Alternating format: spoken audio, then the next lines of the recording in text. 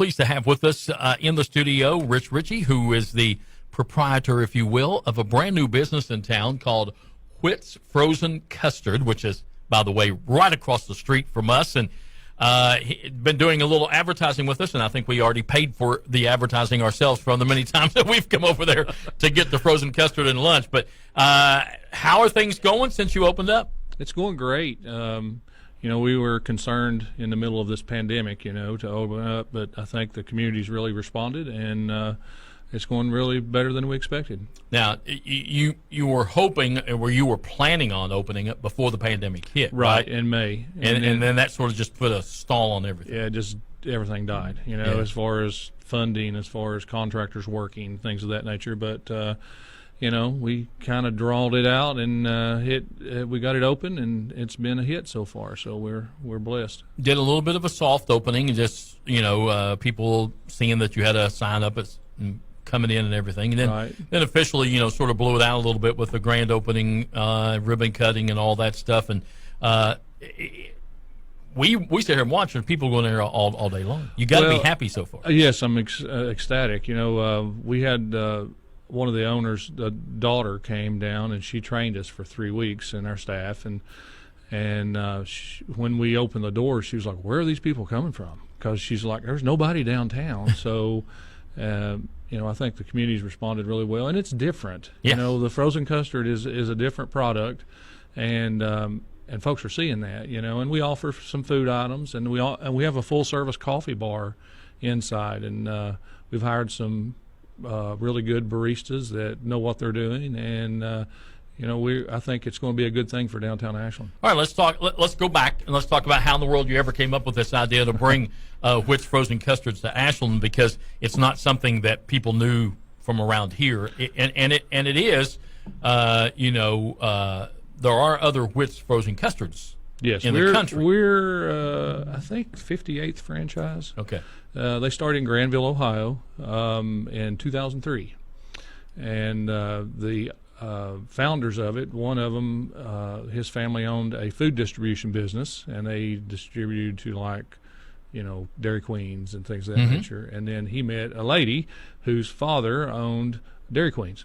Oh. So they ended up getting married, and then whenever they left that business, or those businesses sold, they formed their own company, which was Frozen Custard, because they knew the business inside and out, and they knew the quality of what custard was compared to ice cream and yogurt and stuff. So, that's how it all formed. My wife and I, we went to Disney a few years ago, about 2-3 years ago. And we came back and we stopped in Asheville, North Carolina, and my future daughter-in-law, as of this next month, was with us. And she's like, "They have a Whit's here. Let's go to Whit's." And we were like, "What's Whit's?" Yeah. So we went over and we tried it. We was like, "Wow, this is great." And that led to, we went to Lebanon, Ohio when my son proposed, and we ate at the Whit's there. And then we just started searching out the Whit's locations, because every time we drive out, there's one in Waverly. We always stopped when we went to Columbus, and we're like, "Man, we really need this in Ashland. This is a really good product." And I own another business in town. I own the Linex franchise, and it's just something that when something's a hit in your mind, then it's going to be a hit in other folks' minds. So my wife and I discussed it, and we prayed about it, and made the leap, and then the pandemic slapped us in the face. But I think the wait has been worth it, and we are really excited about the response that we've had from the community. Now let's talk about something you just mentioned, because it is important. It's frozen custard. It's not yogurt. It's not ice cream. That's correct. And there is a difference. There is a difference. I think you sort of have to try it to understand the difference, and we encourage everybody to do that. But tell us how it's different than yogurt and ice cream. Well, I brought some notes because my wife told me that if I messed this up, that I would be in trouble. And for some reason, they're not opening up here. Yogurt is different because it's warmer, but custard it's frozen at a higher temperature than ice cream, so it's creamier. It's kind of in the middle between soft serve And if I can get these notes to open up here, it's in the middle between soft serve and ice cream. Ice cream is frozen at a much lower temperature, so it has ice crystals in it. It's a rougher texture. Our custard is made fresh daily. So the center of our business is that big machine that you see in behind the counter. And we go in the morning. The first thing we do is we start making custard. We have a flavor of the day, which is red velvet cake this week, by the way. And a lot of our stuff is vanilla based, but we can add flavoring to that base to change it. And we have vanilla and chocolate all the time.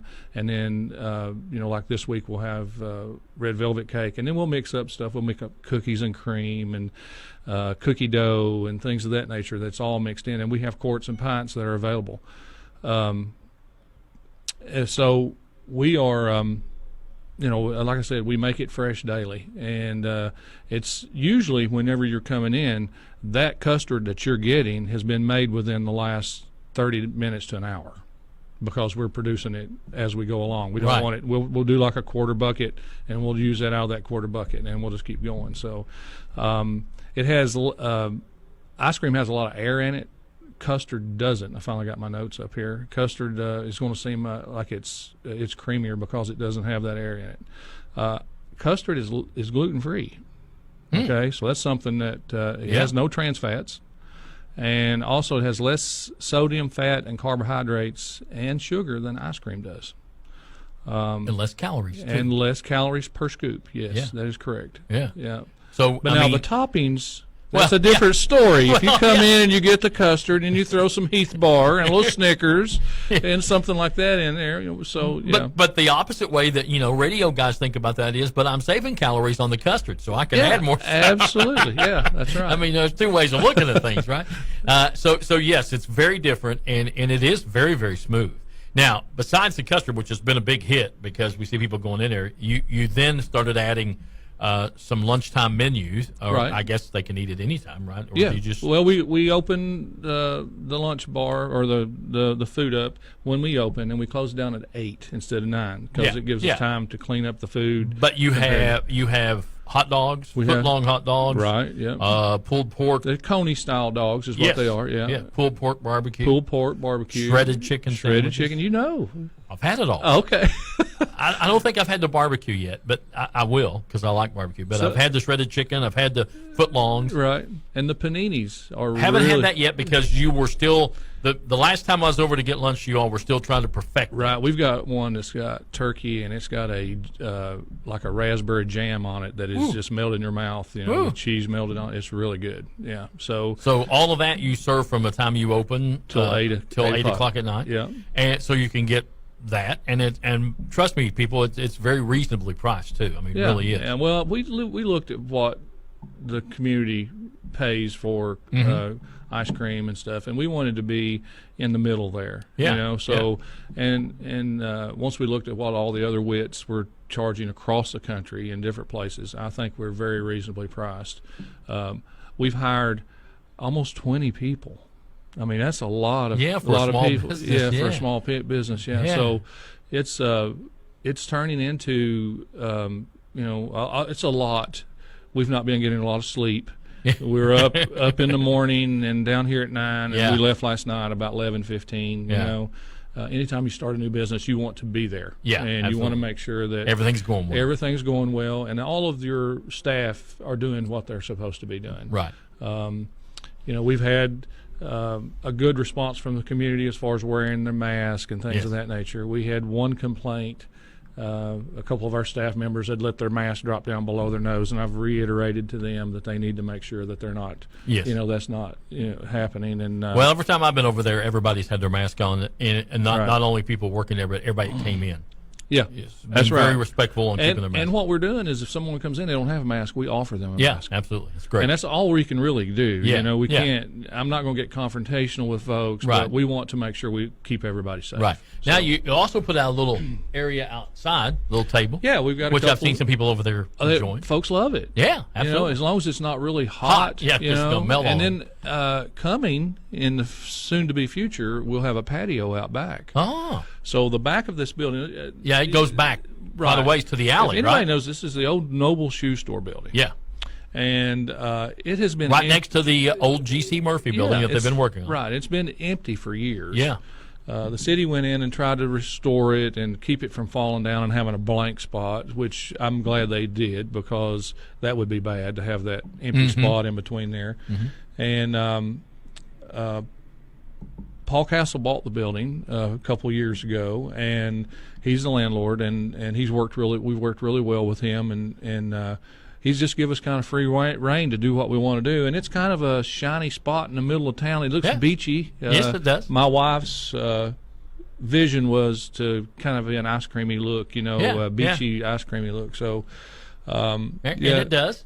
And inside, you left the bricks exposed, and that was a lot of work. Some of the old ceiling, which is very similar to the Murphy's building. Right. If you go in there. That the entire building was covered with plaster. So we started trying to decide what we were going to do. We got in there and started knocking that plaster off, and that brick and was exposed, and we were like, man, we just got to show this brick. So we knocked all the plaster off, cleaned all the brick, we cleared it to where it's cleanable, and it really looks good. We left the terrazzo floor in the front that says Nobles. So we wanted to keep that history, and also,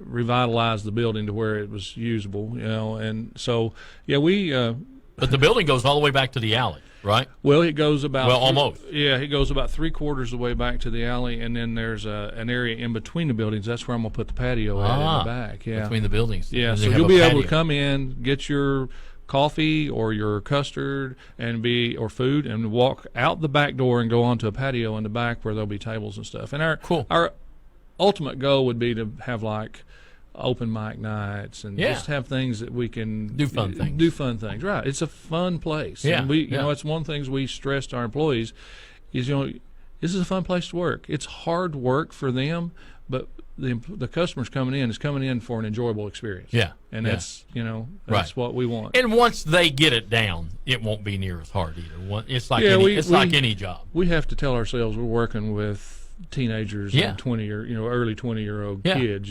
so they're not going to catch on to it as quickly as we have, and with the experience and the forethought that we've got. But they are doing a wonderful job. It tells in the tips. The community has really stepped up and showed their appreciation to these employees in the tips. Now, the third phase that you've added before we run out of time is the coffee bar. Yes. Right? That's what it came. You had the custard going, then you started adding some food. Now you've got the coffee up and going. Coffee bar up and going. Now, is it run all day, or is it a certain time? It comes on. They open at 7, and they will close at 8 o'clock at night. Okay. So that's another thing. I think in downtown Ashland, you got to have things that are open for people to come to, or they're not going to come to downtown Ashland. Yeah, right. If you're opening at 10 and closing at 4, that's most of the folks are at work. So we're wanting to serve everybody who can come, not just the folks who work downtown. And from what I can tell, what I've been told, I'm usually not down here that late because I get here so early in the morning. But I've been told by guys who work here and stuff that you stay pretty busy after 5 too. That's really our rush time. Yeah. Between 6 and 9 is the time whenever, and I think that the stores downtown need to take note of that, because that's really the time when folks have availability to get out and go to shop and browse and do that kind of thing. The community's looking for something. Right. And I've had so many folks that have just thanked me, thank you. This is what downtown Ashland needed, and that wasn't really what we were going for.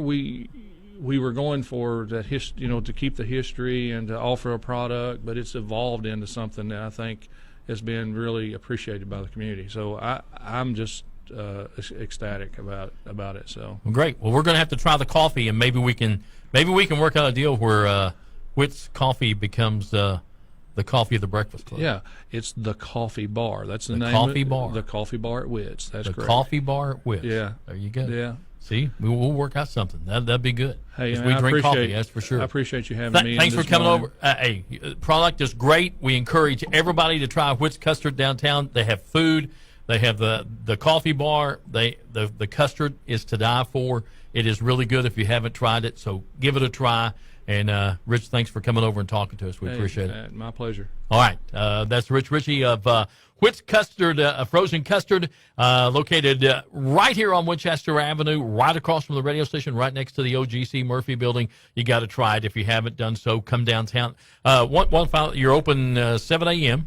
What time do you close? 7 a.m. on the coffee bar. Yeah. And we close at 8 on the coffee bar, and we open at 11 at the Whit's, and we close at 9. 11 to 9 And for the custard. That's Monday through Saturday, and then on Sunday we open at 1 and close at 8. All right, there's your hours. So Yep. check it out. Whit's Frozen Custard in downtown Ashland.